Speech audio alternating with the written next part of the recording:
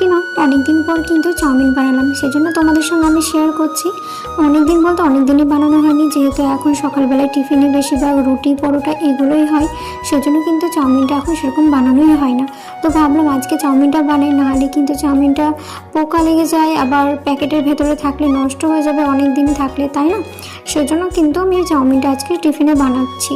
আর শাশুড়ি মা যখন উপরে যায়, যখন আমি বেডশিট চেঞ্জ করি, তখন শাশুড়ি মা উপরে গিয়ে বলে আমাকে ময়দা মেখে দেবো। তো আমি বললাম না, ময়দা মাখতে হবে না, আমি চাউমিন করবো, আজকে চাউমিন খেয়ে নিও, সন্ধ্যাবেলায় তুমি ময়দা করে নিও, রুটি করবে, যা করবে করে নিও, সেটাই বলেছিলাম। তারপরে কিন্তু আমি বেডশিট চেঞ্জ করে তারপরে চলে গিয়েছিলাম নিচে। এই যে চলে এসেছি নিচে, নিচে এসে কিন্তু এই যে আমি এখন চাউমিনটা করে নিচ্ছিলাম।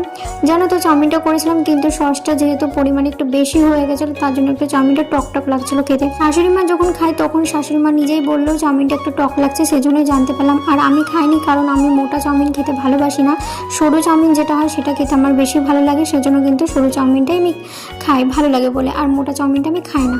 সেজন্য কিন্তু আমি টেস্ট করেও দেখিনি যে কেমন লাগছিলো বা কী হয়েছিল, সেজন্য বলতে পারছিলাম না। আমি শাশুড়ি মায়ের বলেছিল বলে তাই তোমাদের সঙ্গে আমি শেয়ার করলাম, বলতে পারলাম।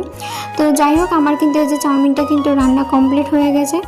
দেখতে যতটা সুন্দর হয়েছিল, খেতেও নিশ্চয়ই অবশ্যই ভালোই হয়েছিল, কিন্তু একটু সসটা বেশি পরিমাণে হয়ে গেছিলো বলে টক লাগছিলো। তো যাই হোক, আমার এই মিনি ব্লগটা তোমাদের কেমন লাগলো অবশ্যই তোমরা কমেন্ট করে জানিও।